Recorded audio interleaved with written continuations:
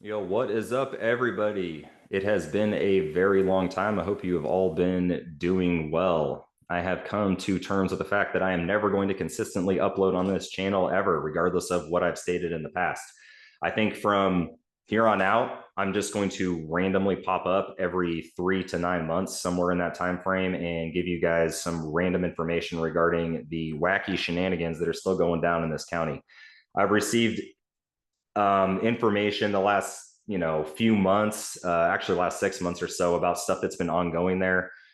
These days, primarily, I'm doing a podcast, which is the audio is on Spotify, but then we also upload the video portion onto YouTube, and it's called Two Fired Cops. And I'm doing that with FBI's Most Wanted, Chris Awad, prior police sergeant with the Fort Bragg PD, that was fired for no policy or law violations confirmed, regardless of who tries to drag him through the mud there in the quote unquote media world, journalist world, whatever, with lies and not checking their facts at all. So we do that. If you got, it's not exactly like this channel. It's more like our personal experiences and the realities of law enforcement and a lot of things that cops will not talk about, especially current cops. They can get fired. But even prior cops, so we're just the truth as always, and our perceptions of things, our thoughts and opinions, stories that, things that we experienced on patrol. So we do that every week, and that's been taking up pretty much all my time. So if you're interested in listening to that or whatever, cool. If not, whatever. I'll put the information below if you want to check that out. But that's where I do all of my content, cop stuff these days.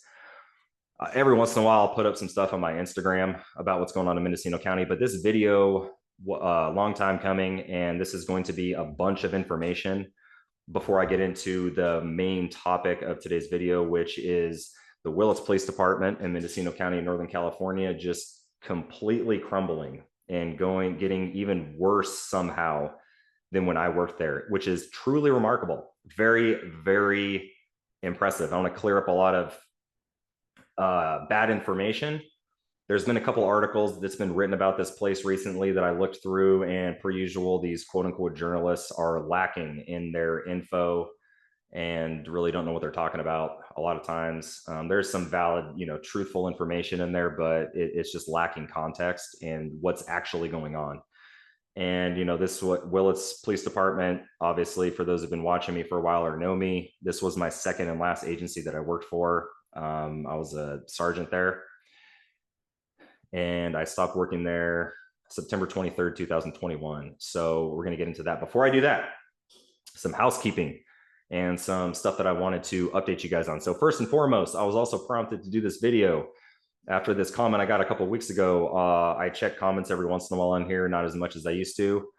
JDM Civilization 5085 asked me, "Are you alive, sir?" I am indeed alive. JD Mick M Civilization, thank you for checking. I appreciate that. So I am alive, obviously. And since I've been doing YouTube over the, however long it's been now, I had a lot of people throughout the last year and a half, 2 years, say that I was going to get killed, or, the keyboard warriors in the comments that, say they were going to beat me up if I ever go back to Mendocino County, which I've done multiple times, and nothing has happened. That's not true. The closest I've came to death or great bodily injury was, ironically enough, on this last trip that I just had back to Mendocino County, which was about a month ago, mid-July of this year, 2023. And I was in Ukiah, and I was in the Forest Bar, the Forest Club Bar downtown, across the street from the courthouse one night. I forgot what day of the week it was. And this woman, like mid 40s or something like that, kept eyeballing me hard all night long. And she finally walked up to me drunk as shit and just backhanded the hell out of my stomach and chest area, just whack, out of nowhere. Didn't even say anything before she did that. And I'm like, what the fuck? And I'm looking down because she's about 14 feet shorter than me.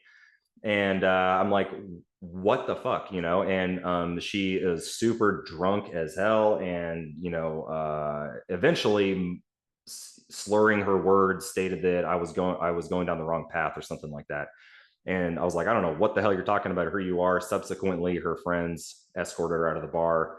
Never seen her before, and this is who that is. I found out later. And no, I do not wish, it's also like, and this is the crime, by the way, for what she did. But no, District Attorney Dave Eister, I do not wish to seek prosecution. Thank you for asking. I'll be all right. And that's the closest I came. And the other funny thing that happened during that trip, which I talked about in my podcast, was the primary reason I was there last month was I was in a documentary, true crime documentary, which is going to be going up on Netflix, I believe, sometime next year in 2024, about a homicide from 2005 in Laytonville. And it's going to be called Who Killed Les Crane. So I was doing that. And one of those nights I was there, I was out with the guys doing the documentary at Patrona Restaurant, downtown Ukiah, about 7:30 at night near the courthouse. And I had my back to the street. And this guy walks by, and I didn't see him at first. And then the documentary guys say, "Oh, that guy just mouthed under, to his whoever he's with, which was his wife, that I'm a piece of shit." And I turned around, I'm like, "Oh shit, that's my old sergeant, James Snitches, or Jim Snitches, who my old patrol sergeant at the Mendocino County Sheriff's Office, who when my old Lieutenant Kirk Mason retired, Jim got scared and quit and went to work at the local district attorney's office there as an investigator, because Kirk Mason was his only ally, because everybody else hated him, especially the administration." So so, and then right after that, he gets in his car with his wife, drives back down in front of the restaurant. And then these two dudes, the documentary guys, are like, "Oh, hey, now he's flipping you off." And I turn around and he's sticking his fat finger out the window, flipping me off. And he drove away. And I sent him this text message right here and asked him, like, "Dude, you're going to flip me off like a 12-year-old and kind of scurry away." And delivered. It's still delivered to this day. Just checked. "Jim, you haven't texted me back and you never returned to Patrona. I am starting to think you are scared."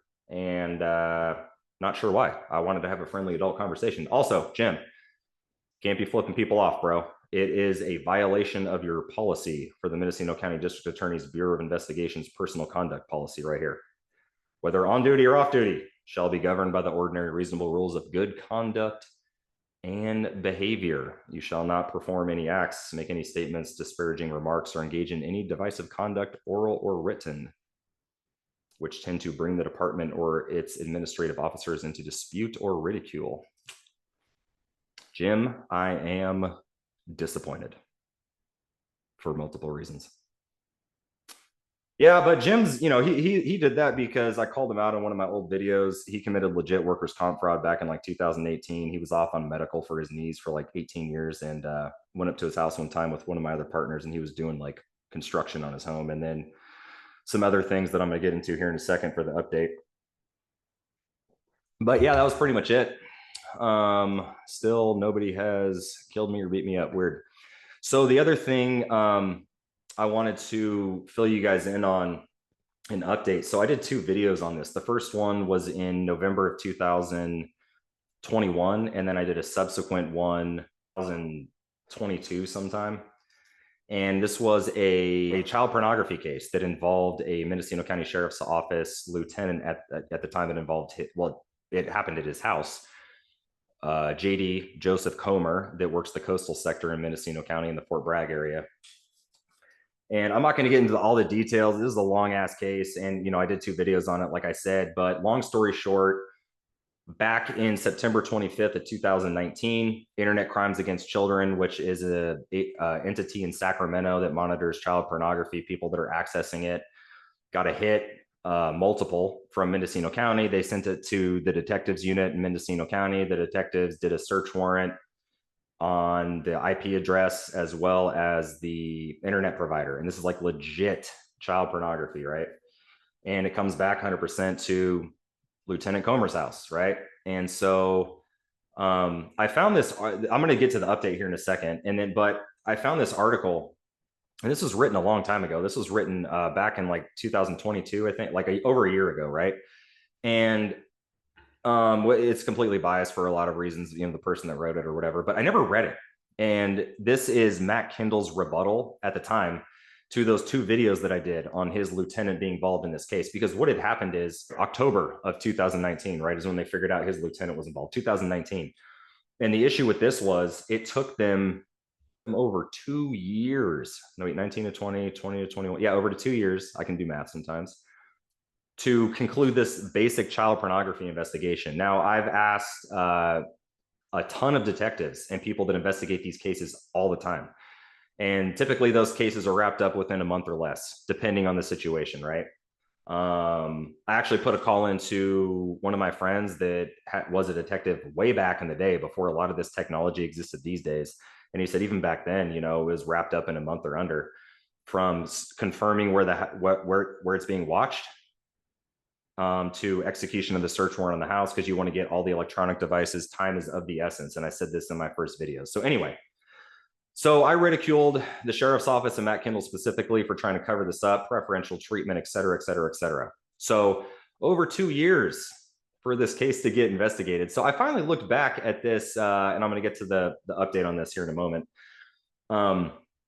I finally looked back on this article, right? And this is what it is right here. So on November 19th, 2021, Trent James released a video on his YouTube channel claiming Lieutenant Comer was under investigation for possession of child pornography. Sheriff Kendall said his agency's hands were tied because it was a criminal investigation and it was still ongoing. They always love to fall back on that, don't they? It's still ongoing, can't talk about it. And now, since his son has been charged, I can defend him. I can defend my lieutenant. And so, yeah, right. So, okay, so I'm going to get into this. So, this is the beginning of the article. Okay, so yesterday, Matt Kendall sat down with us. And again, this is over a year ago, this was written.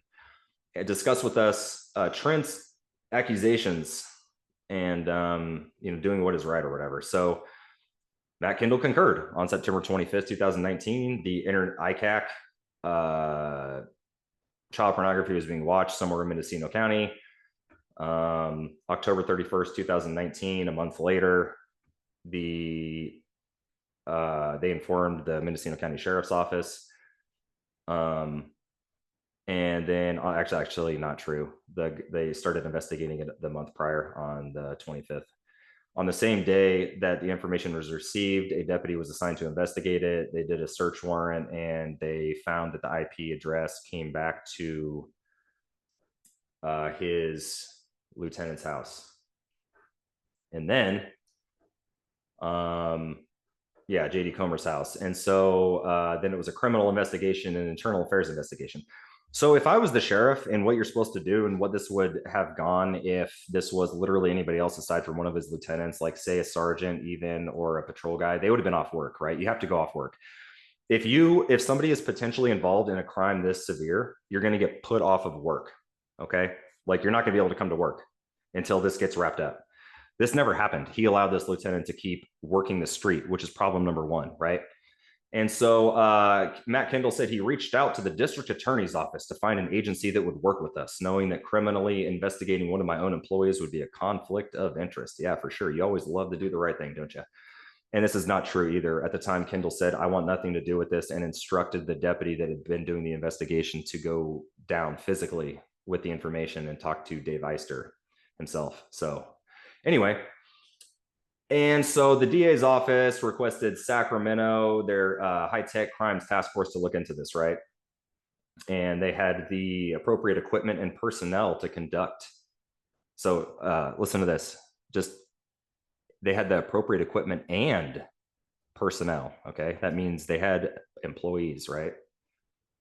And I'm emphasizing that for a reason here. So Matt Kendall said, my most immediate objective was to identify if there was any possibility my employee, Lieutenant Comer, was the one accessing the Dropbox file, including child pornography. So what apparently had happened is there was a shared Dropbox file that was being accessed in JD's house as well as out of state, okay? At different times and different days and stuff like that, multiple accessing of this Dropbox file, right? So check this out. So I want you guys to understand this, all right? So in November, they learned that it was JD's house, right? Start the IA, okay? So didn't put him off work. It got Matt Kendall called Dave Eister. Dave Eister, please help me. I don't want to investigate one of my own. That could be a conflict. So they hit up SAC, and SAC looked into it. And Matt Kendall says 3 days later, Sacramento cleared Lieutenant Comer as a suspect of watching child pornography. Okay, so they cleared Lieutenant Comer after 3 days in November of 2019, or in 2019, okay? After 3 days, Sheriff Kendall said they were able to cross-reference Comer's confirmed location against specific dates. The Dropbox was accessed from outside of Mendocino County and the state of California. He could not have been in 2 places at once. That's really interesting. So you cross-reference your lieutenant's location on specific dates. What about times? And also, I already know for a fact, because you told somebody this, that you cleared your lieutenant based on watching his watch guard footage, which is a watch guard is the dash cam of the patrol cars. Did you cross-reference the dates and times for the watch guard footage with the Dropbox information and internet information?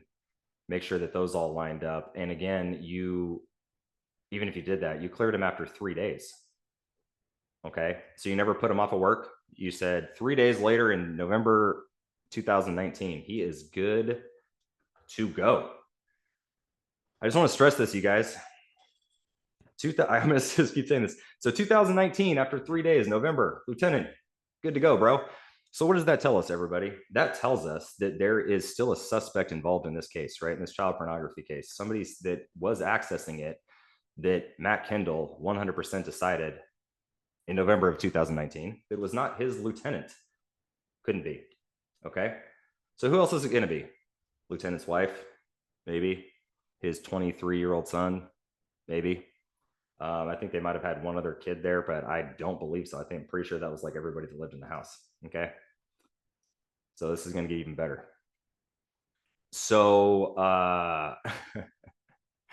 so I made my first video November 19th of 2021, right? So this case went on and on and on, right? So he cleared his lieutenant November 19th of 2020. I'm sorry, November in 2019, cleared his lieutenant.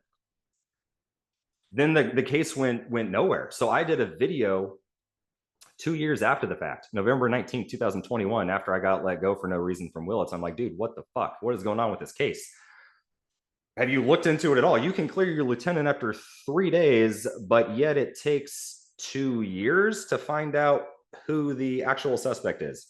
And Matt Kendall had put all of this onto SAC for the time frame, where he said, it's not us doing the investigation. I've put in multiple calls to Sacramento. It's COVID. It's this, it's that. And it's like, no, man, at the end of the day, you still cleared. You said they did. Like they cleared your lieutenant after 3 days.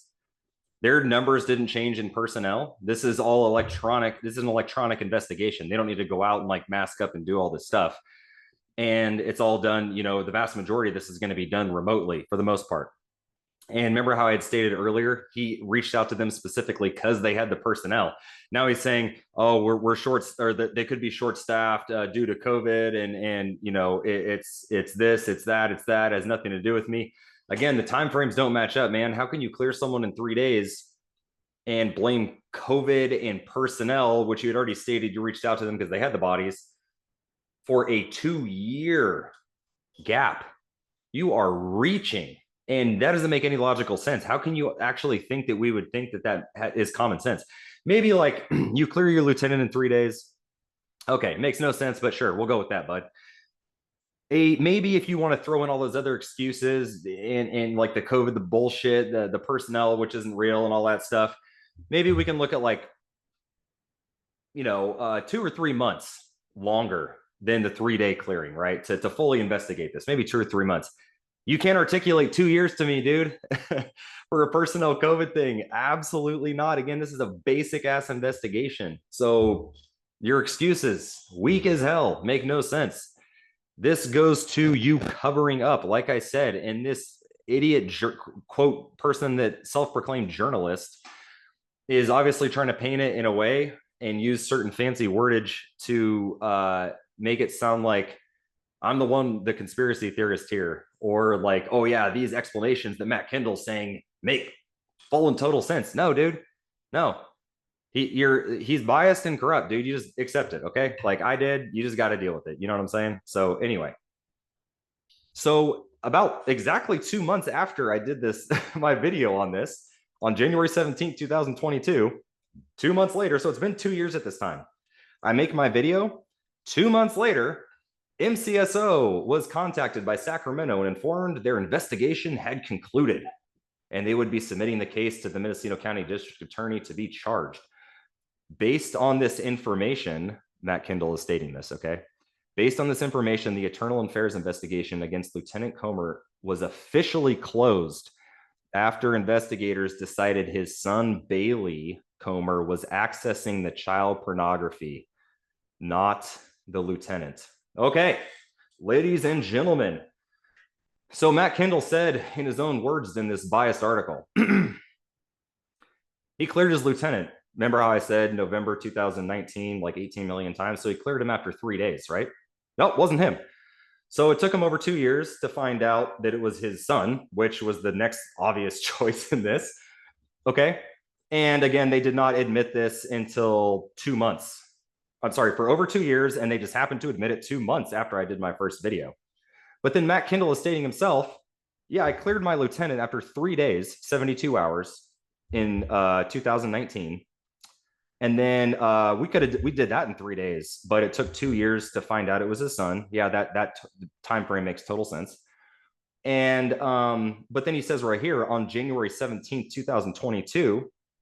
So a little over 2 years after he cleared his lieutenant, Comer, is when he finally said that the Internal Affairs investigation against Lieutenant Comer was officially closed after they decided his son Bailey was accessing it, not the lieutenant. He just admits right here that this IA was open this whole time, and it wasn't until January 17th of 2022 that it was actually closed because they decided it was his son Bailey and not the lieutenant, meaning you didn't clear him after the 3 days, man. You didn't clear him then. Otherwise, why would you say this? Why would you say that the IA was open for this whole 2 years? Your lieutenant's still working, doing SWAT stuff, going to calls, doing all this shit. And you stay right here. It wasn't 2 years until you got 100% confirmation it was not your lieutenant. So you let this dude work for over 2 years. And you also lied in this article stating you cleared him after 72 hours, which is obviously not the case, full on lie, because you're a liar. You just are, and corrupt. But you say it yourself right here. I'm putting it up for everyone to see, man. That it was, you didn't figure out for 2 years. Okay. I have to, I'm hammering this point home. You just straight lied. How do you clear him in 2019 after 3 days? But here you said it wasn't officially officially closed until January 17th of 2022 when they decided it was his son and not your lieutenant. So what the fuck? You know, the other funny thing with this too is that during this time, like toward the end, it was in 2000, it was right after I did after I did my first video on this, he was allowing JD's son to go through the hiring process at the sheriff's office. So he cleared his lieutenant in 3 days. And then I'm going to go ahead and say it's not the lieutenant's wife that's watching the child pornography at the lieutenant's house, man. It's going to either be him or his son. Again, I think it was just them three: lieutenant, his wife, and his adult son. All right. So you cleared the lieutenant in 3 days, which again, you already lied because you just said he actually didn't get cleared fully until 2022. But then you're allowing his son to go through the hiring process at the sheriff's office, put in the application, do the oral board and all this stuff during this whole time after you had cleared his lieutenant, knowing process of elimination, it's probably going to be his son at this point. And you still allowed him to go through the hiring process. What? Okay. And then, I mean, oh my God, this is just a complete and utter disgrace. And then, okay, so we finally figure out it's JD's son. All right, whatever. That's what we're going to go with here. So then, that was January. 4 months later, April 26, 2022, DA Eister filed a criminal complaint against Bailey Comer, JD's son, accused him of 311.1 of the California Penal Code, unlawful and knowing possession of videos and images depicting persons under 18. And they were like kids. I'm talking like 6 to 10, I think, like young kids. engaging in sexual content. So a month after that, this is when I did my second video right after this. So I did my first one November 19th, 2021, my second one. So on May 15th, 2022, Bailey Comer was booked and released in the Mendocino County Jail as per a directive written by Mendocino County's district attorney sent by mail to Comer. Trent James claims the issuance of a book and release notice instead of a warrant indicates MCSO is making things easier for the lieutenant's son. However, Matt Kendall responded by saying, that's not our call. That's the DA. Dude, you always make excuses for everything, don't you? That's all you do. That's not my call. Really? Riddle me this, Matt Kendall. So this dude, Bailey Comer, right? The lieutenant's son, got a letter in the mail from the DA there stating, Bailey, can you pretty please, with a cherry on top, book yourself in to the Mendocino County Jail? You will immediately be released. You don't even have to go fully into the jail. I mean, you're going to go in there, you're going to take your little picture, and you're going to be released same day. So that was May 15th, and that was a letter to him. Does anybody listening to this truly believe that if that was literally anybody else in the public, that would have happened? No. First of all, it wouldn't have taken 2 damn years because these things get wrapped up in a month or less, like 99% of the time. Cops would have gone to their house, seized all the stuff, arrested them, and booked them in, and they would have, that would have been that. They would have been taken to the back of a cop car, not a letter in the mail saying, can you please just turn yourself in? You'll be released right away. So Matt Kendall's saying that's not my call. Really, Matt Kendall, you don't think that your lieutenant got preferential treatment or his son got preferential treatment because of who his daddy is? Really? I do not know of any other child pornography cases where that was the standard. Please inform me if that is not the case. Never heard of one. And I've talked to a lot of detectives that have done these cases for years. So you're full of shit. And obviously you worked with DA Eister there because you guys work hand in hand, and you had contacted him multiple times during the course of this investigation. That's not my call. So the other thing I had an issue with, you guys, at the time, not only that he got that preferential treatment, which is pretty obvious, but Matt Kendall likes to think that the public, that you guys are stupid, right? So that's how he words things this way. But so when they booked him in, people know this that look up inmate booking photos regularly in Mendocino County, right? You have the picture, the name, and the charge, right? That's how I found this out. Because this was like, the only reason I found this out is because somebody was monitoring that and sent me the picture. And I'm like, oh shit, somebody finally made an arrest 2 years after the fact, until I found out it wasn't an arrest. It was a turn in and got released. But so this crime is a wobbler, okay? Meaning you can charge it as a felony or a misdemeanor. You always charge the felony though, and it is child pornography, right? And Dave Eister did charge this as a felony when this actually went to court. But when they booked him in, he got booked in as a misdemeanor, okay? I said this at the time. So when you do that, you don't have to do a press release, right? So the sheriff's office always does a press release when there is a felony, any felony. They write a press release. This is who was involved. This is the crime. So they booked him in as a misdemeanor, meaning you don't have to do a press release. That was one of my arguments in my secondary video on this, right? So Matt Kendall's excuse and rebuttal to that in this thing that I'm looking at, because I said it was a cover up, right? And to that, Matt Kendall responded, we didn't investigate the case. The Sacramento Valley High Tech Crimes Task Force investigated it. They're the ones that possessed the information about the investigation. If Comer's case was to go to court, investigators from the High Task Force would take the stand against Comer, not deputies from MCSO. I didn't say take the stand, dumb shit. Okay, the crime occurred in your county, Matt Kendall, not Sacramento County. The only reason they're doing the investigation is because of the bias and conflict there. You had to kick that out to them. You had no choice, right? That's the only reason. The crime occurred in your county. Bailey Comer got booked and released in your jail in Mendocino County. Felony level crime in your county. That is technically an arrest, him booking himself in. So yeah, you should have been doing the press release on that. I didn't say anything about who did the investigation. It doesn't matter who did the investigation. All right. And the other reason, I think another way you got around that is because Matt Kendall says that it was a mistake that the jail booked him in under a misdemeanor. Now, So that was another way you got out of that press release. Anyway, aside from the multiple lies that I caught you in, I mean, you are just absolutely ridiculous. Like, you thinking that the public is this stupid, man. Again, Matt Kendall.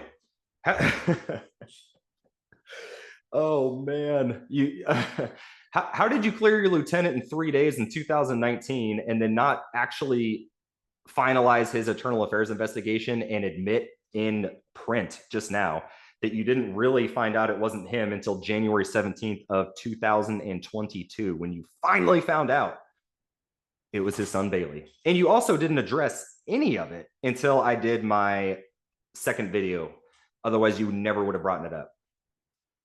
So zero transparency, a lot of preferential treatment, lots of lies, per usual. So anyway, sorry guys, this video is going to be long, you guys. It just is what it is, man. So there is an update, okay, after all those wacky shenanigans. So Bailey Comer has been going to court for April 27th of 2022 against Bailey Comer for on or about September 25th, 2019. You committed a felony for child pornography, right? So it went to court. It's been going to court for, since then, pretty much. So in this whole time, you guys, like, I've been keeping track of it. I didn't forget about this case, obviously. I've been wanting to know. I did these videos on it. Matt Kendall and your administration thought I was sleeping on this case, not Trent James. Absolutely not, man. This one hits close to home because I cannot stand pedophiles. They should be put into a wood chipper, in my opinion. So this has been going to court for a long time now, right? So over a year. They keep continuing it and continuing it and continuing it and just never ends. So finally, okay, so I should preface this. So Bailey Comer initially entered a plea of not guilty, okay? Then the other day on August 17th of 2023, so here you guys see this is the crime 311.11a, possession of child pornography, which warrants a minimum of 16 months, up to 3 years in prison, okay, for the felony, all right? And so he changed his plea at this point.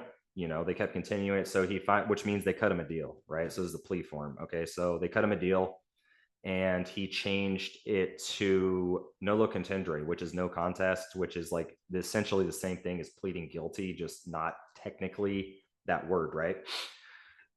Okay.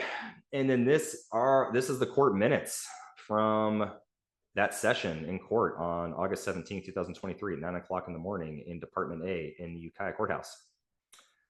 So this is a plea agreement. The agreement was for 2 years of probation. Okay, 2 years probation. No incarceration time. So right here, so it says no prison at the outset, no jail time at sentencing. So his sentencing date is scheduled for October 12th of this year, so in a month and a half at 9 o'clock in the morning.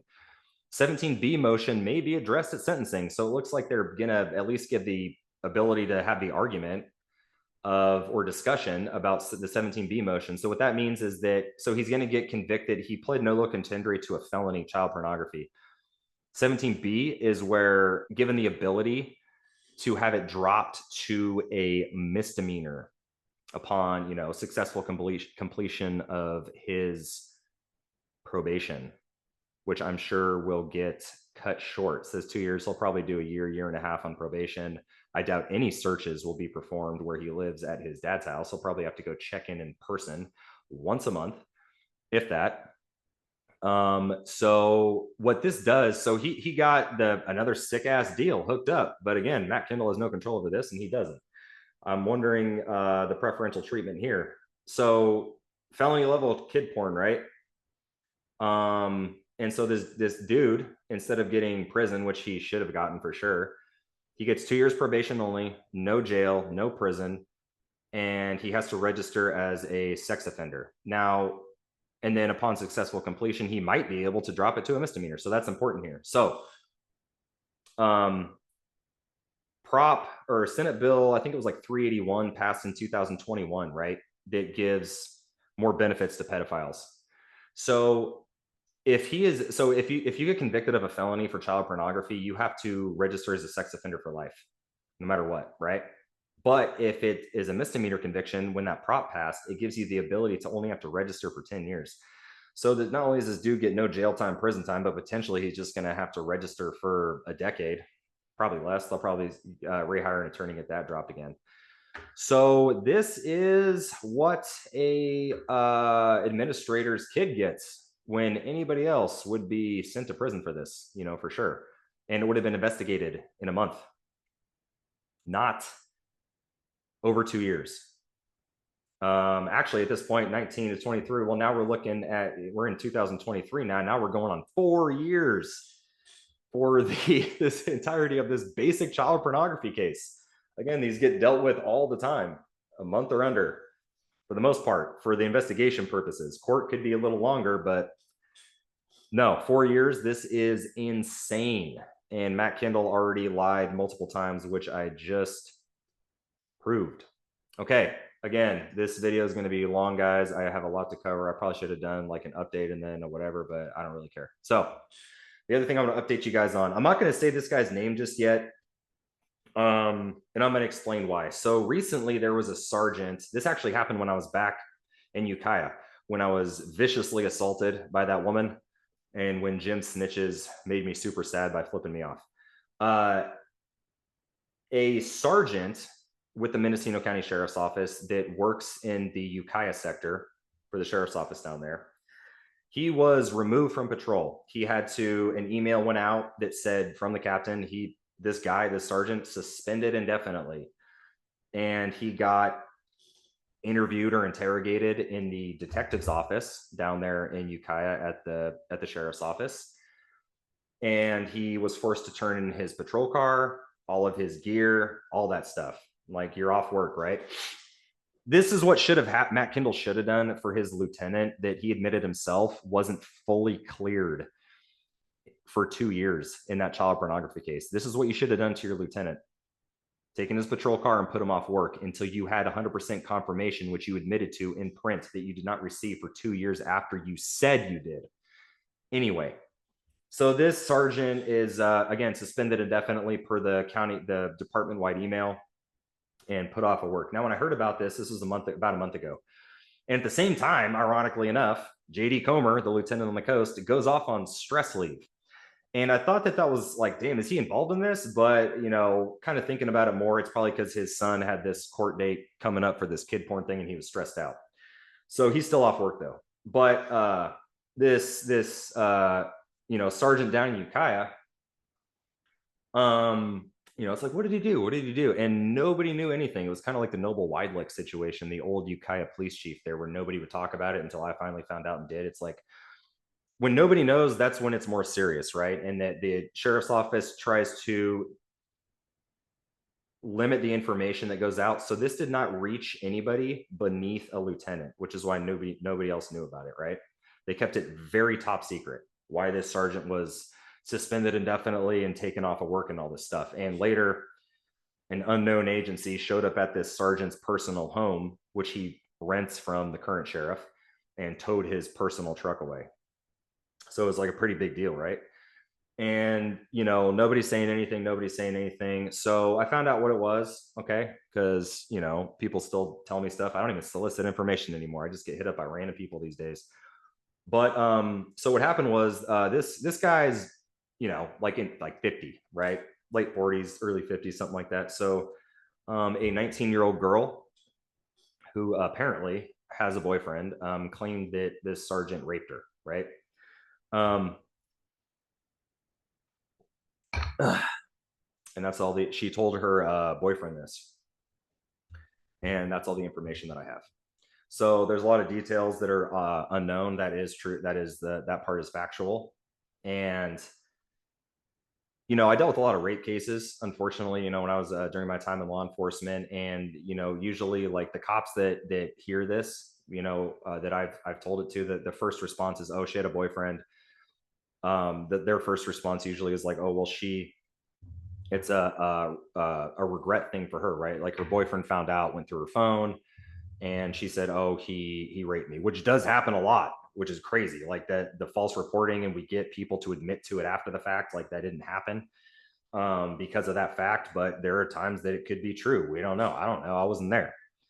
But it's still under investigation a month and a half later since he's been removed from work. I've heard rumors from a couple of people he's going to be returning to work any day now. Really? Well, that would indicate that this woman is full of shit if he's going to be returning to work. And if that's the case, why did that email say that he was suspended indefinitely?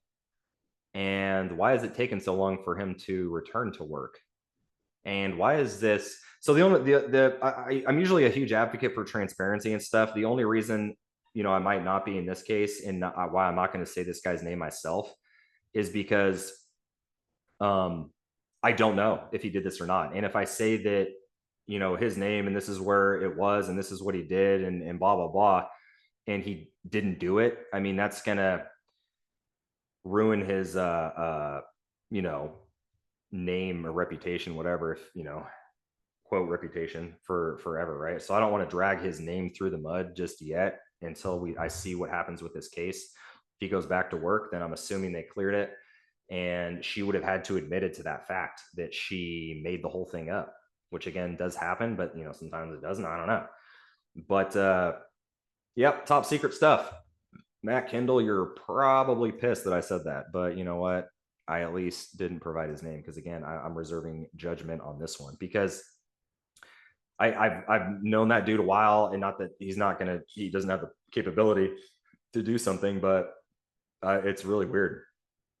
And I don't know, not that a 50-year-old dude should be hooking up with a 19-year-old, but that's a moral and ethical situation. No, legally you can if it's all parties are consenting, but you're probably older than her parents, I'm assuming, dude. Like, Jesus. All right, so this is long as hell, guys. Sorry, a lot to cover, and this is going to be my one video. You won't hear from me again for 9 months, so I got to pack it all in here. So this thing, Willits Police Department, you are just the absolute worst still.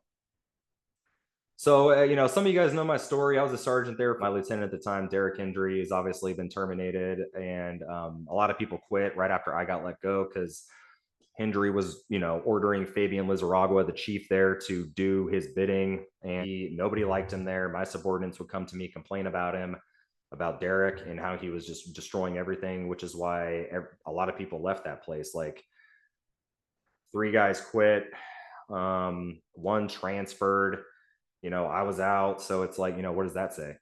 So recently I saw a couple of these articles, and I read like 94.5 K-Wine or whatever that published this. The Willits Police Department is voting no confidence in the city manager's leadership this week.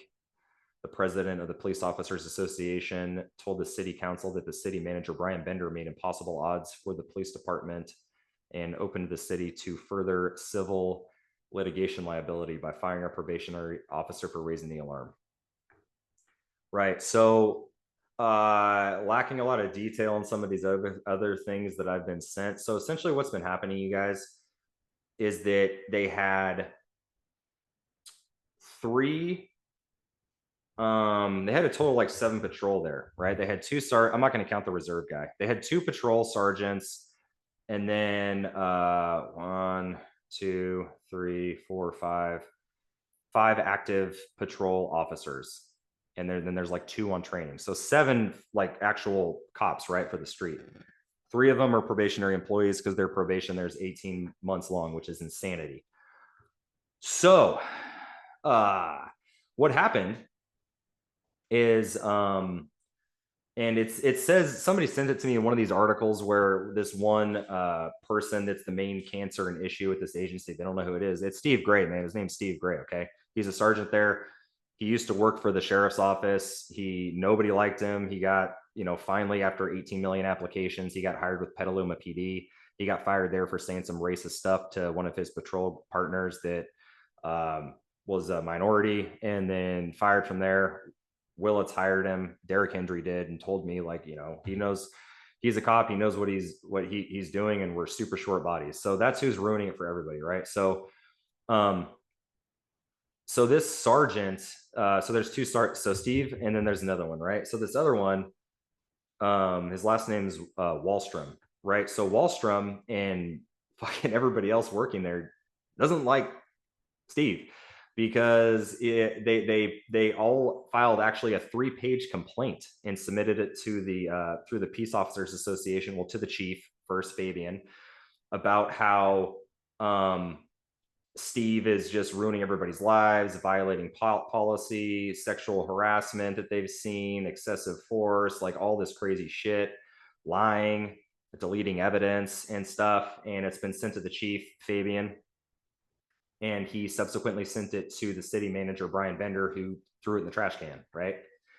And so this is what really happened with all these guys. Okay, so the first guy that was a probationary employee, he got hired there. He's a lateral from a different department and just a patrol guy. And these 3 dudes got fired within, like, I want to say 2 weeks total time frame, right? And the last 2 were within like a week of each other. So the first dude, okay, so the first guy actually was a lateral from Petaluma PD. He worked with Steve Gray there at one point. That's how he got this job at Willits PD.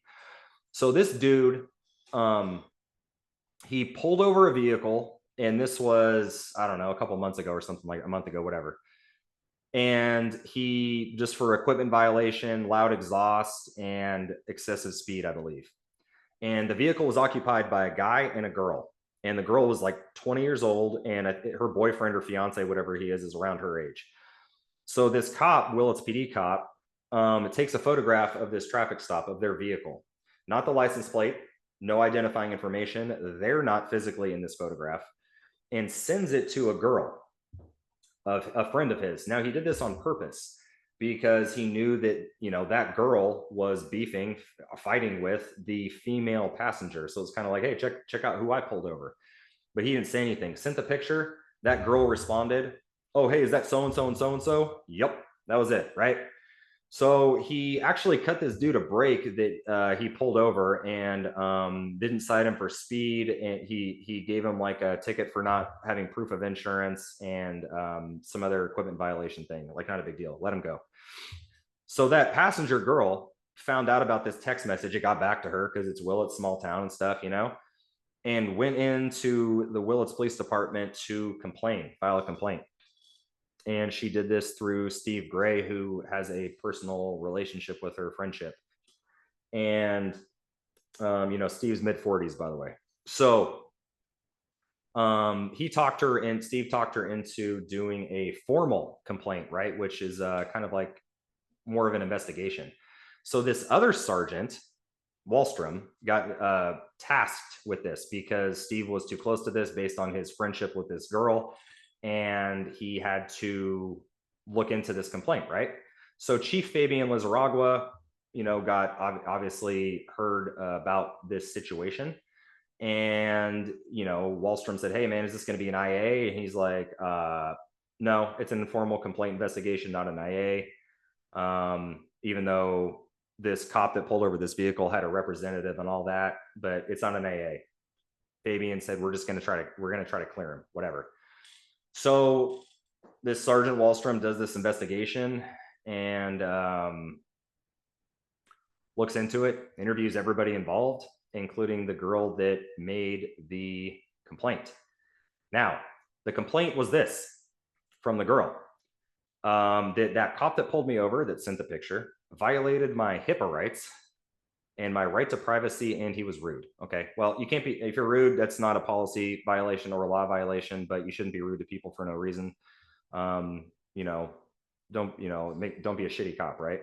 Right to privacy, I have a hard time justifying that. It's in a public setting. It broadcasts over the air, a text message of a portion of your vehicle with no identifying information in it, you know, and the girl confirmed your name. So I have a hard time with that. And HIPAA rights, she just didn't understand what HIPAA meant. There's no medical violation of her, you know, her medical information here. And all these text messages were obtained, by the way.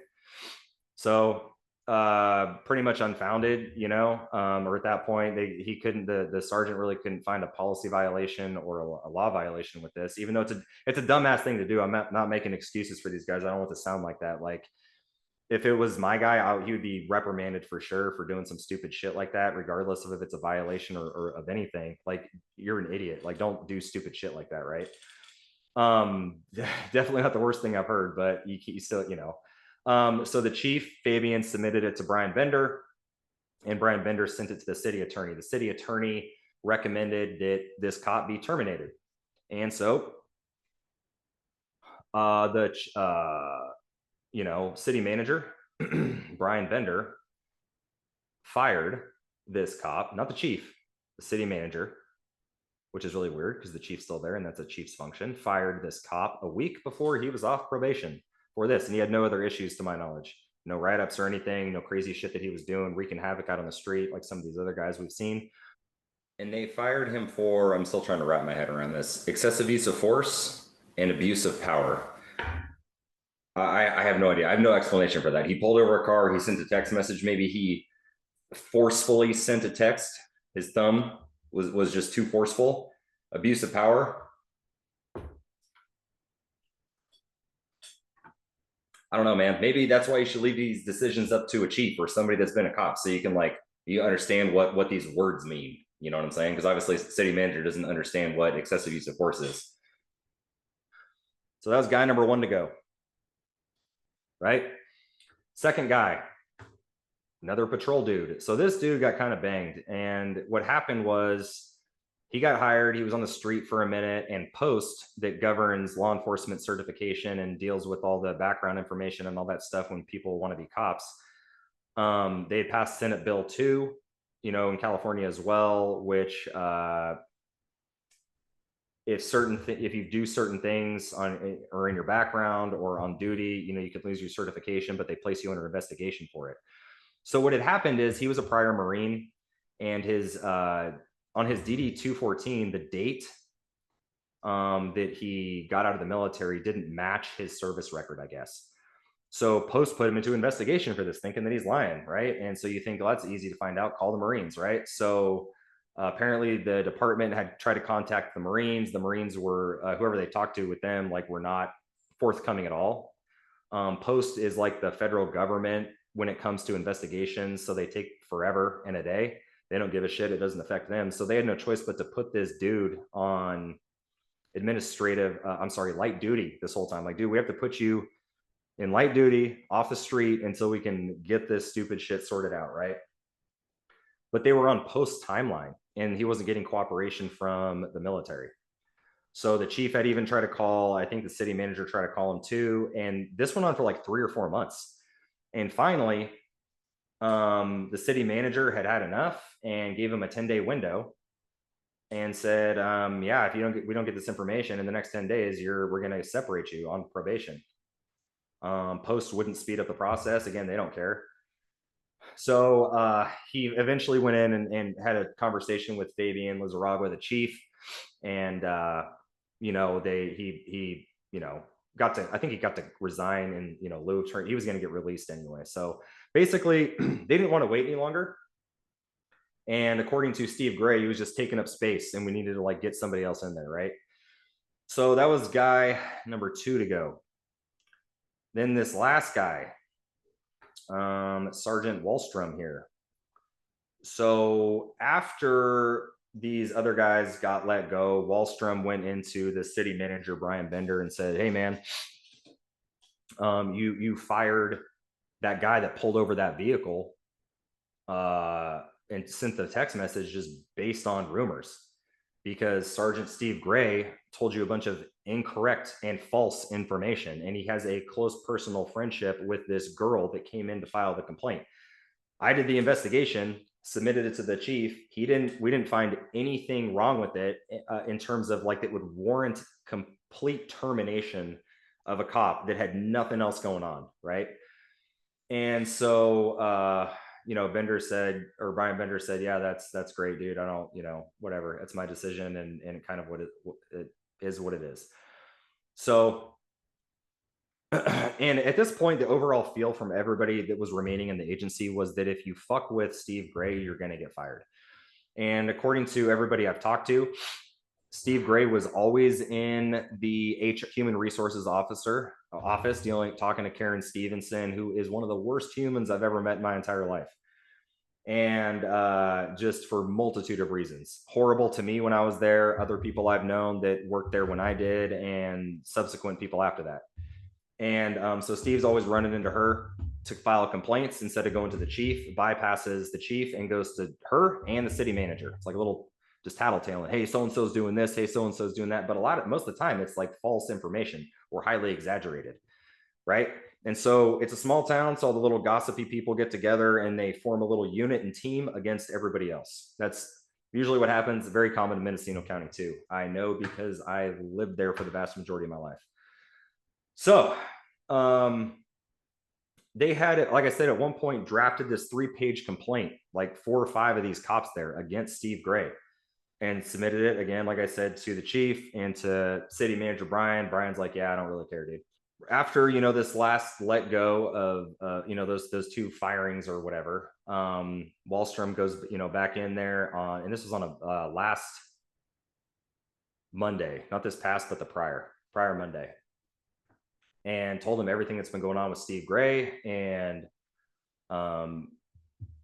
that, and said that hey, Chief Fabian Lizarragua stated that he was ordered by you that nothing was going to happen to Steve, and you need to know that there's a liar on the street beating up old men, which I'll get into in a second, deleting evidence, which I'll get to in a second. And Brian, the city manager, told this sergeant, I'll take it under advisement, because when they initially filed this complaint, Chief Fabian Lizarragua, I do not like this guy at all. He's very susceptible to manipulation, no spine. He let Derek Hendry run his whole life when I was there. He got fired, forced to resign from Fort Bragg PD as the chief there, and now he's forced to resign as the chief of Willits Police Department. I'll get into the reasons to that in a second, which are not in these articles. And he just got to go. I'm glad he's getting out. He had no business being in that position to begin with, but I do give him some credit for some of these things in this situation. So when they initially filed that complaint against Steve, the cops there, he said demotion is on the table to bring Steve down to a patrol guy, or something else. He's like, it's not. He was understanding of that fact. Fabian was, and listening to the guys according to them, and hearing like their concerns and complaints. But they're getting blocked by the city manager and HR. Karen from HR, dear Lord. After the Sergeant Wallstrom goes in there on Monday, left his office, he immediately sent and relayed all these concerns. Like, we feel like we're on the chopping block now, a lot of us, if we don't go along with the program. And while he was in there, Brian had told him, like, no one else is going to get fired or even hired until we replace the chief. Okay, so don't worry about that. But as soon as that meeting had ended, the sergeant immediately typed up a memo to the Police Officers Association documenting the conversation, and outlined in the memo, if I get fired because of this, I reported this. I just reported this.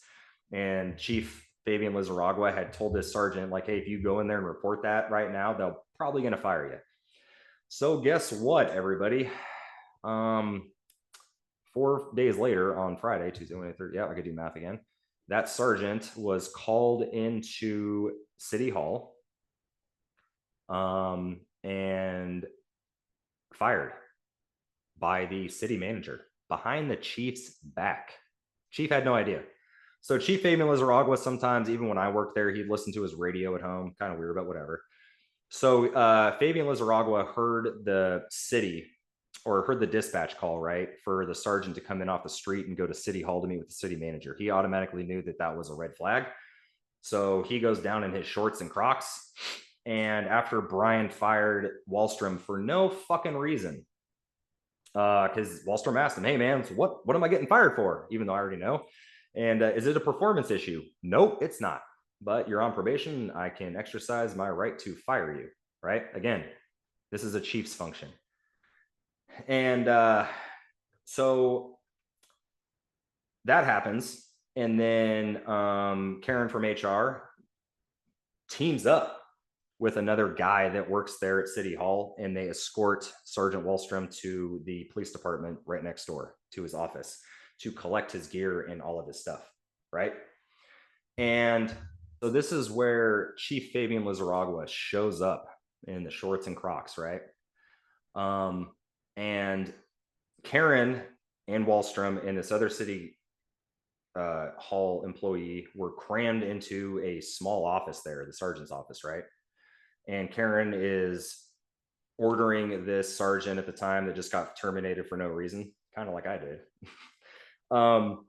You have to close the door. You're not allowed to record this conversation, blah, blah, blah. And he's like, dude, what the fuck? Like, just weird shit, right? Acting like she is the president of the police department there.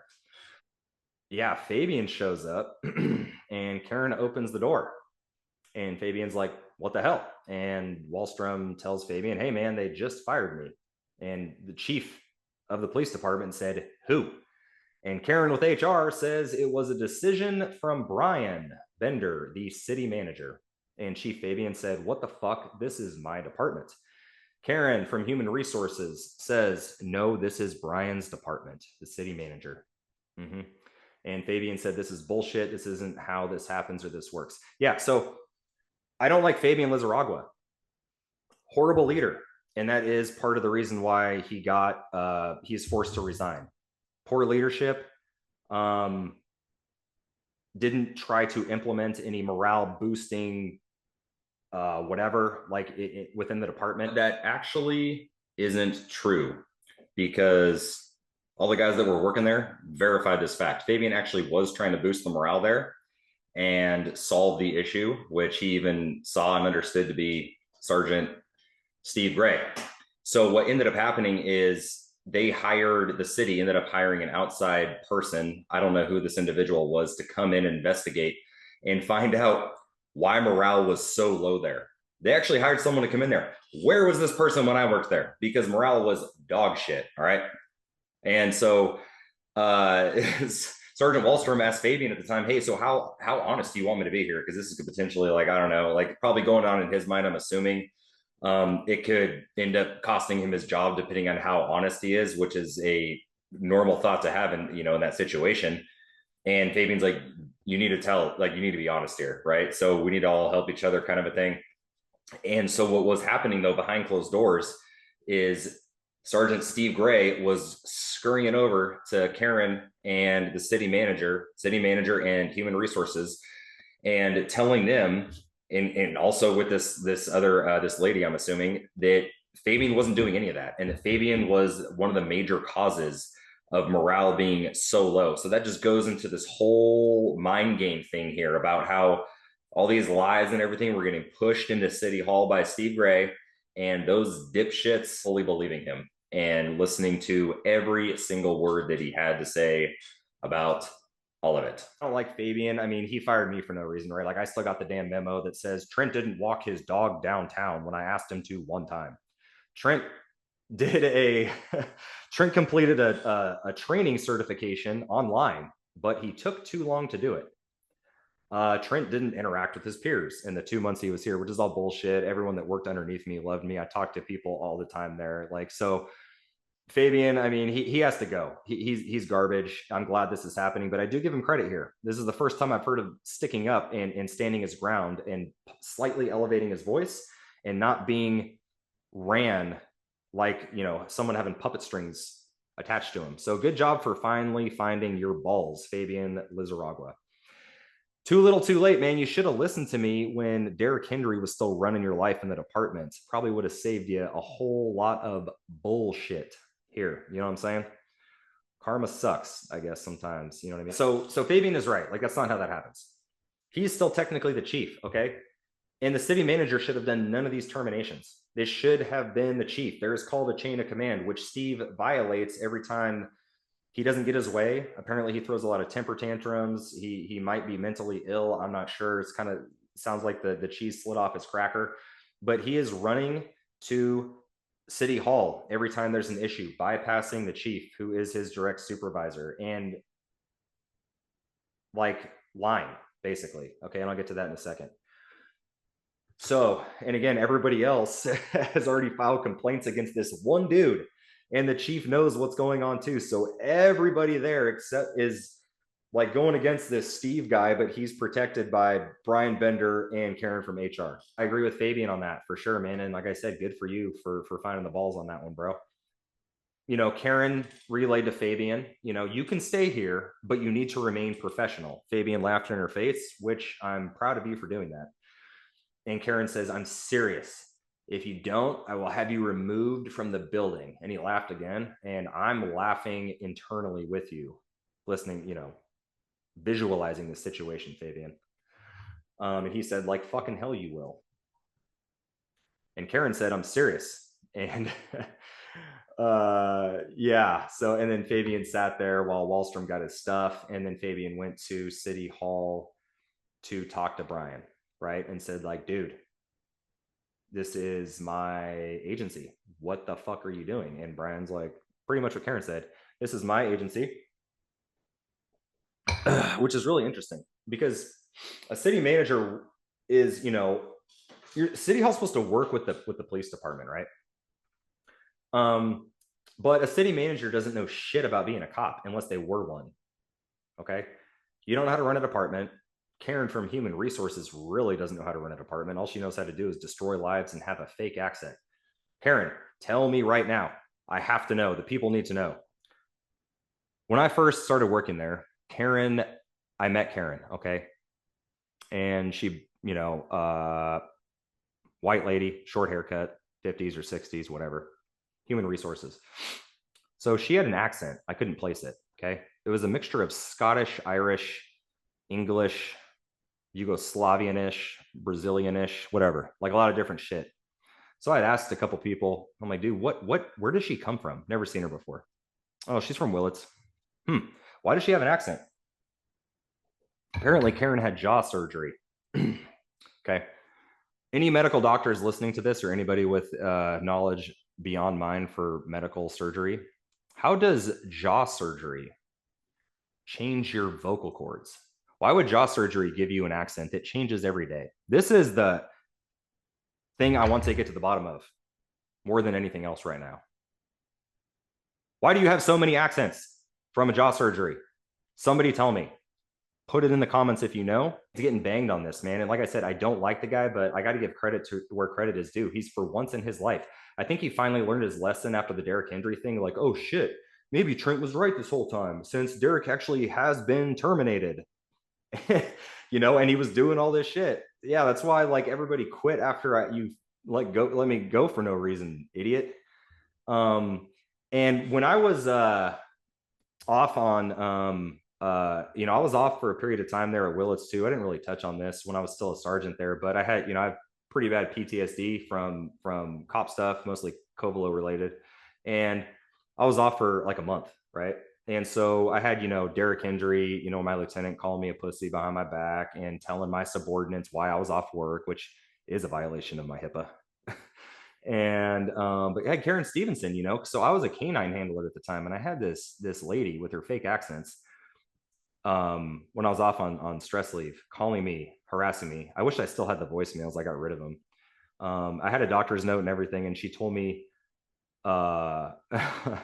if I didn't provide a doctor's note stating that I could feed and give water to my canine, that technically the city owned, but I brought him over from the sheriff's office. The city purchased half of him, the DA's office, the other half, that they were going to come up and take my dog from me. And she harassed me with that at least 5 times while I was off. It's just bad person.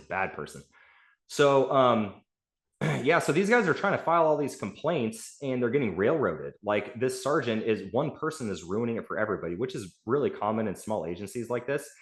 But these guys cannot afford to have this happen with even 1 or 2 of these guys, because you went from 7 dudes on patrol, ladies and gentlemen that live in that town, down to 4. Okay, 1 sergeant and 3 patrol dudes, 2 of which were there when I worked there. The other one's a newer dude, but he is a lateral as well. Okay, 4 people total at that agency. Yes, they still do have 2 trainees, but the trainees are worthless, right? I mean, like not as in people, but they're still on training. They can't occupy a vehicle or whatever and go do that.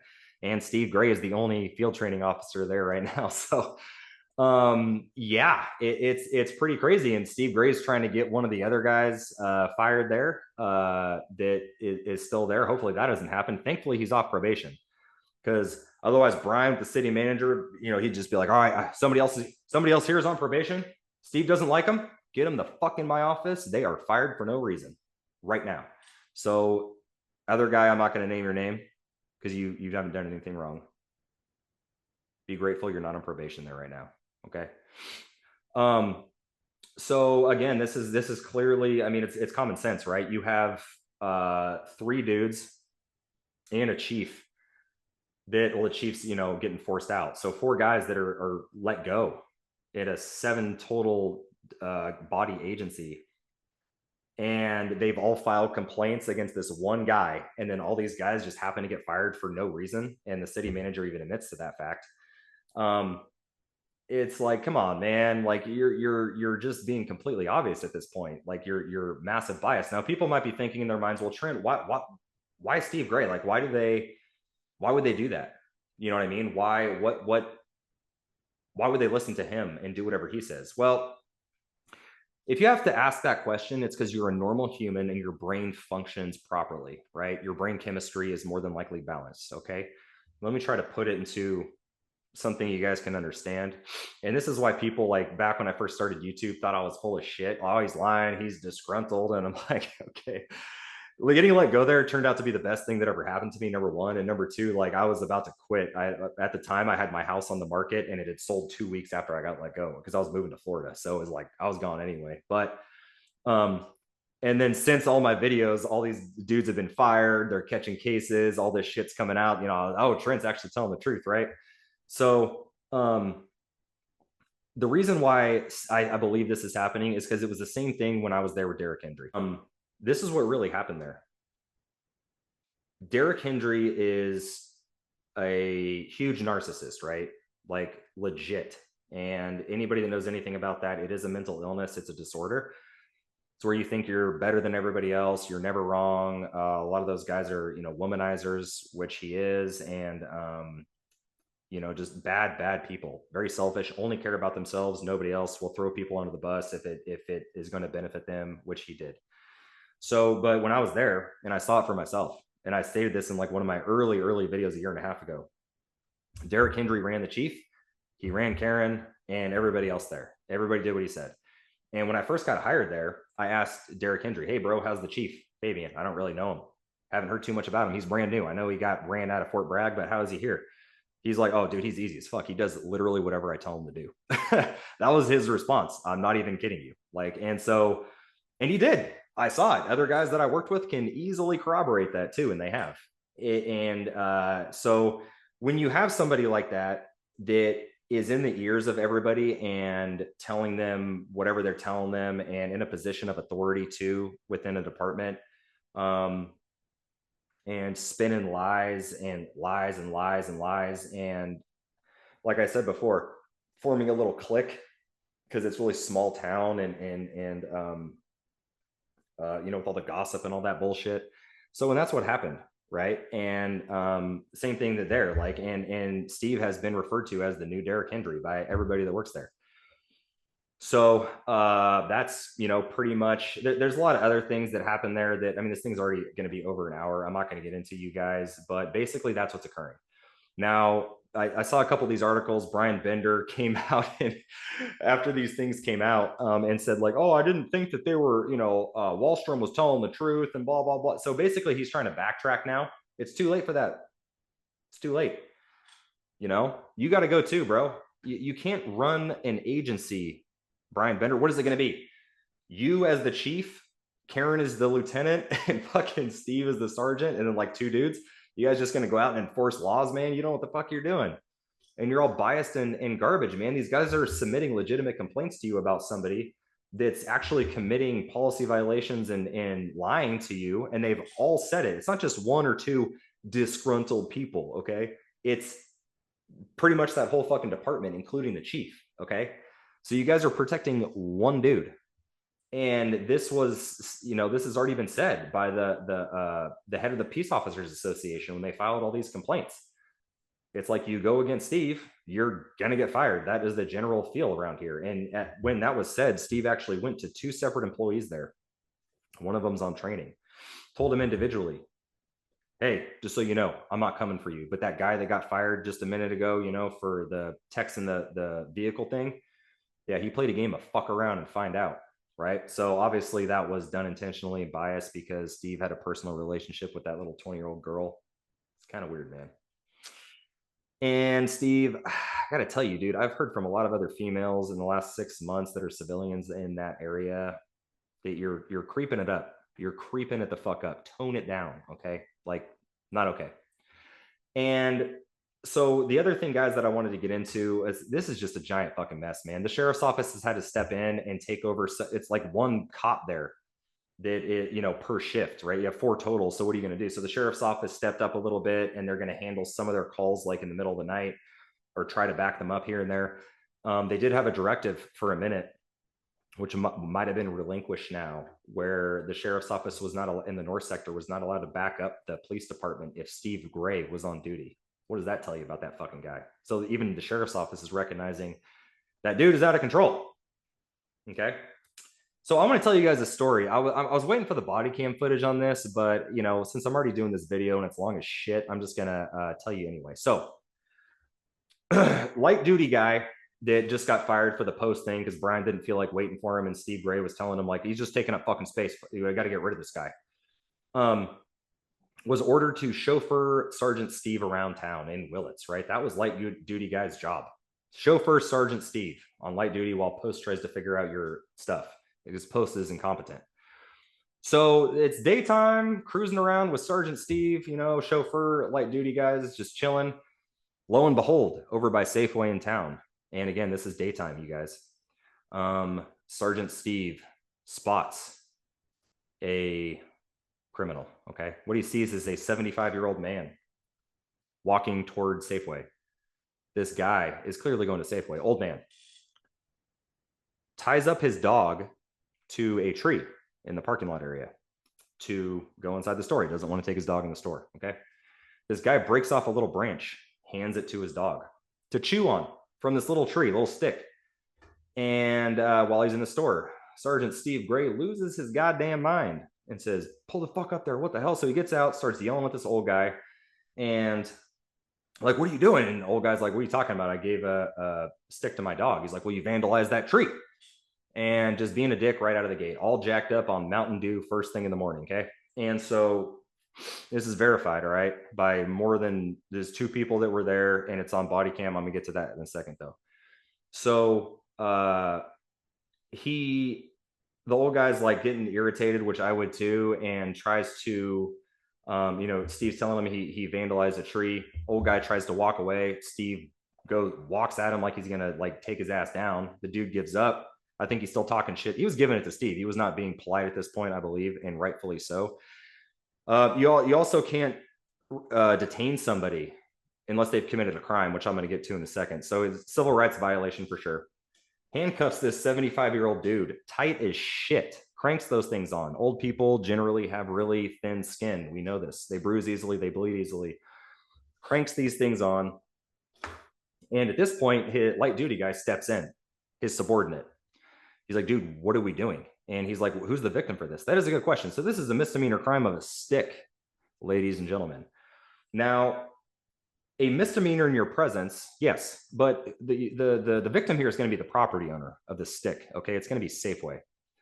So you don't have a victim at all. You don't know if they want to be a victim for this stick. So you actually crank this dude in handcuffs illegally, first of all. Steve relays to light duty guy, well, they signed a letter of agency. And basically what a letter of agency is it allowed us to, this was always for trespassing. So if somebody was trespassing at Safeway after hours and we see them there and Safeway's like, I want people arrested if they're trespassing there and they don't leave. And it made it so a representative of Safeway would not have to sign a citizen's arrest form in order for us to facilitate that arrest, right? So he's like, I signed a letter of agency. Okay, well, this is daytime hours. So you have to go confirm they're working. You can't just go off of that, number one. You still don't have a victim. And so So this dude's trying to talk some sense into this guy. And so they go back and forth a little bit. A body camera gets switched off, which I'm going to get to here in a second. And so Steve gets really mad and he's like, well, fuck, what do you want me to do then to light duty guy? So light duty guy's like, dude, if you have to do something here, which I don't advise you do, then maybe like give him a ticket, because Steve had yelled at this guy, I'm going to take you to jail and your dog to dog jail. Okay.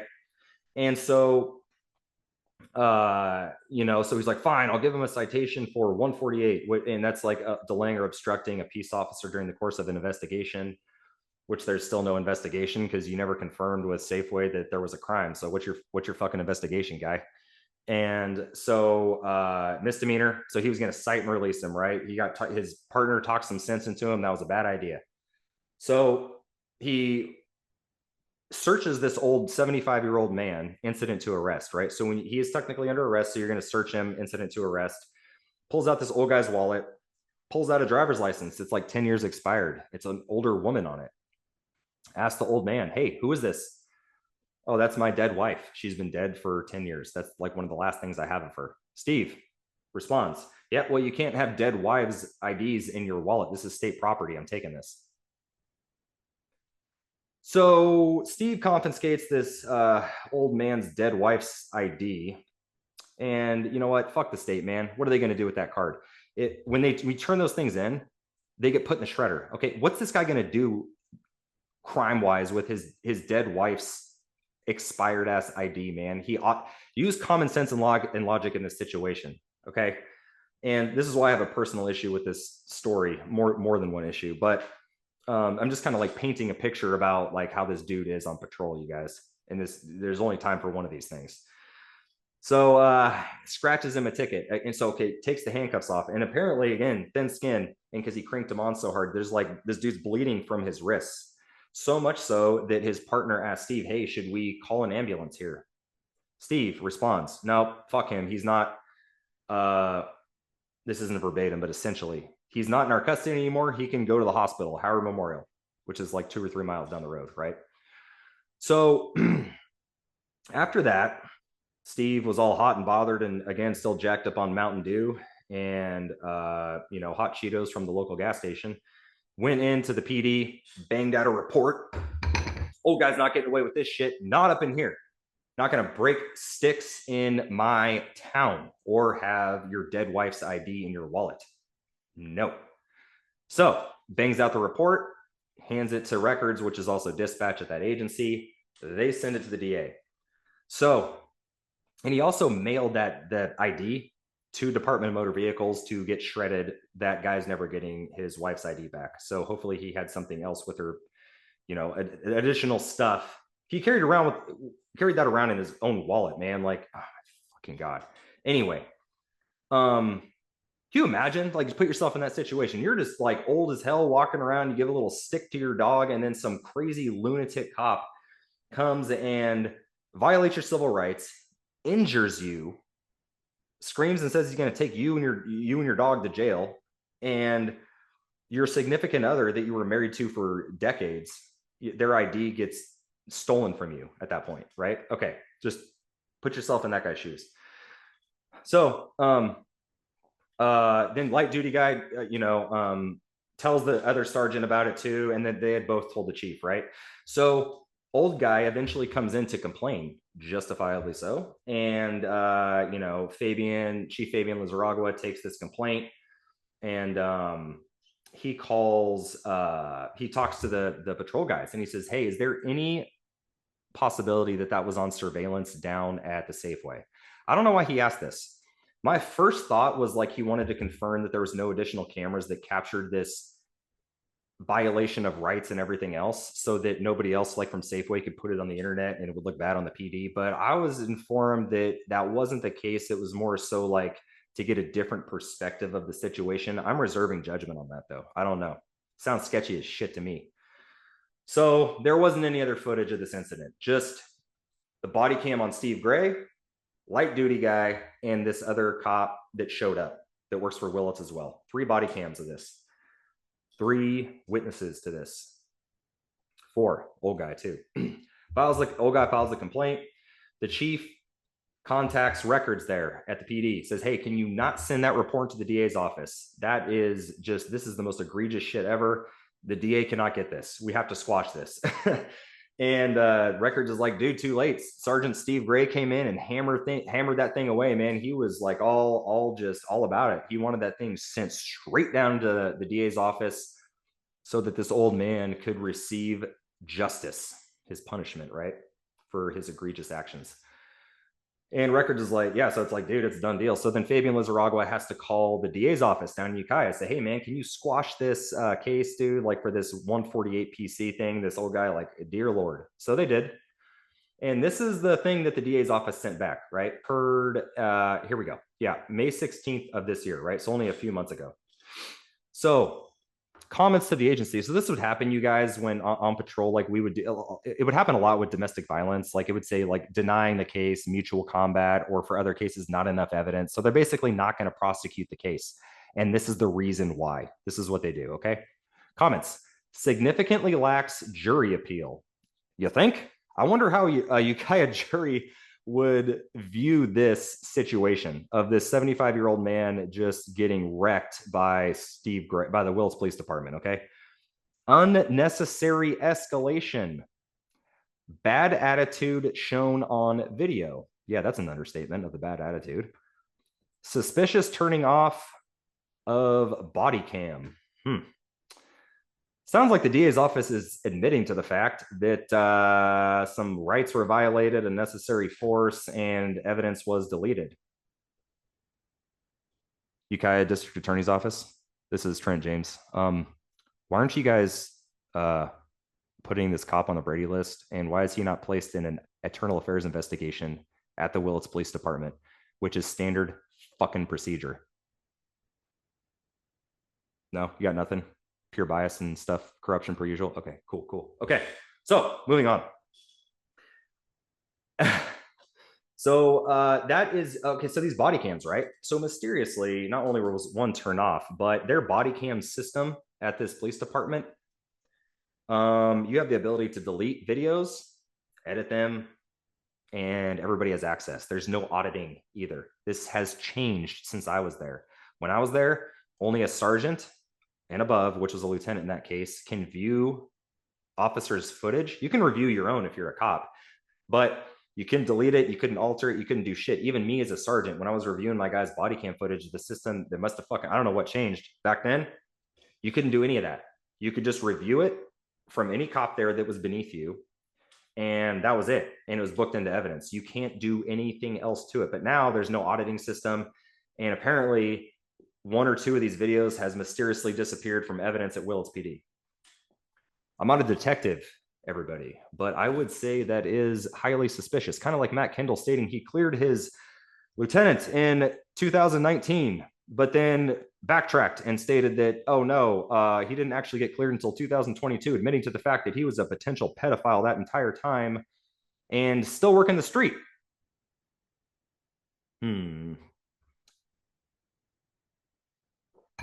There's a lot more to all this shit, you guys. Fort Bragg PD, another massive fucking dumpster fire, but I do not have time to get into that right now. I'm waiting to see how some things play out.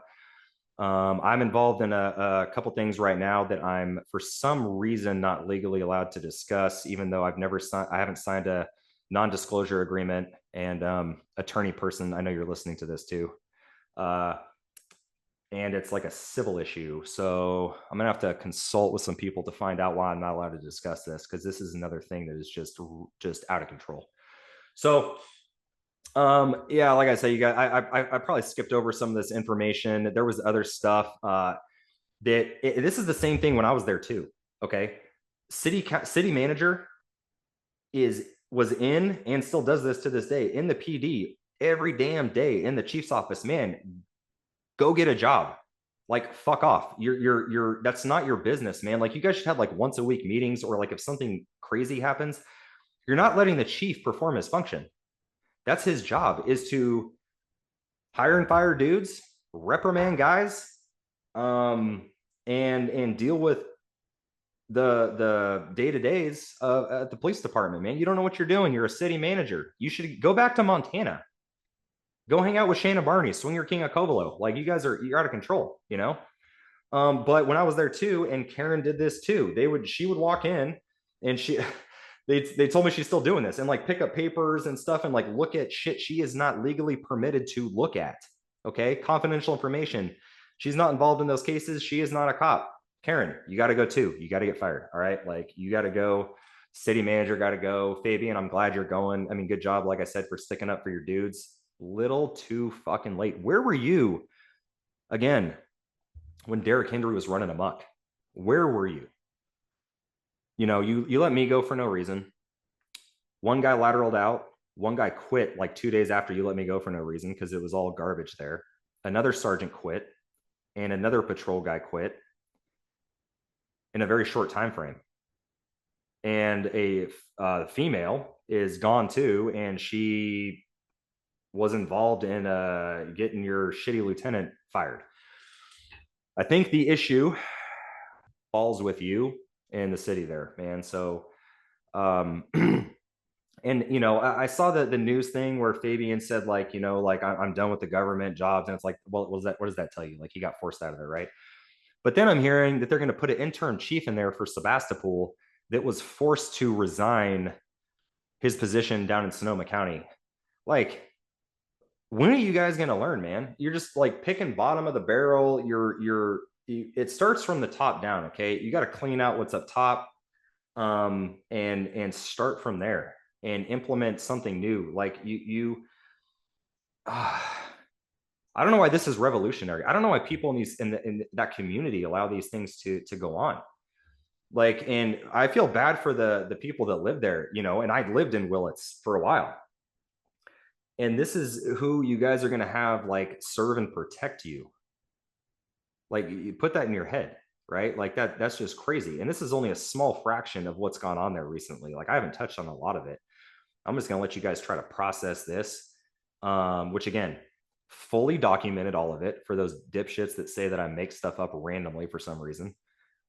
Multiple witnesses, legitimate witnesses, and the proof is in the pudding for all this stuff with the terminations, the complaints, you know, all these things. I'm gonna show you guys one other thing too. So this is 3 names in Sergeant Steve Gray's office. Sergeant Leaf, who should have been fired, I agree. Derrick Henry definitely had been fired and actually in prison. Michael Bennett, he quit. He didn't get fired. I don't know why the fuck his name is in here. This is in Steve Gray's office as a reminder to all that you're not above the law. But Steve Gray is when he violates civil rights and commits elder abuse and lies on documentation, because he lied on that old guy's report too, by the way. Did not add up to the body cam footage, which is probably why some of that's gone, or the other 2 cops that were there, what they witnessed, who again reported that immediately, that incident. Did Steve get written up or in trouble? IA? Nope. So Willits, yeah, I feel bad for you guys, man, in the community there. Sheriff's office obviously is still a horrendous piece of shit. So the captain's out at the sheriff's office on medical leave, you know, aka he tried to get hired 3 times at Ukiah PD, didn't work out, beefing with the sheriff. Under sheriff is out on medical leave. You have a Lieutenant JD Comer out on stress leave. Another sergeant, Detective Sergeant Luis Espinoza, out on PTSD leave, even though he called other guys that I worked with pussies for going out on PTSD leave, yet he's out on PTSD leave. Tell me you're a hypocrite without being a hypocrite. And also, Espinoza, I have a video of you on YouTube not that long ago going on this thing claiming you had PTSD, and then you got cured of it after only 1 month. You went out in September and you said you had no more symptoms in November. And anyone with PTSD know that it doesn't go away that quick. Why aren't you back to work yet? Why are you still off if it's all better? Yeah, so that place is dropping like flies too. Yeah, so that's going to be it. This is a long ass video, a lot to cover, a lot that I can still cover, but I don't know if I'll do another one. If not, I will see you guys in the next 6 to 9 months, unless something else comes up. Hopefully it's sooner than that. And if you want to hear other stuff, you know, go check out our other podcast thing we're doing if you happen to care. Once Fort Bragg probably balances out and I see what's going to happen with that long term, I probably will come back on here and address that. I mean, we already got their city council admitting to felonies on video, and they're still, it's all good. But the PD there, my God. Actually, I did. They had a sergeant get fired over there recently, and I didn't put it on here. I put it on our podcast on Two Fire Cops, but that's a really awesome story, and I think I might actually put that up, or I'll just link the video on this channel for that. But anyway, I will see you guys whenever I happen to see you guys. And Jim Snitches, I'm still waiting for you to text me back, homie. You can't just flip me off and speed out of there. You know, it's just not going to work, man. You got to stop being a little bitch. Okay. All right. Other than that, stay safe out there, you guys.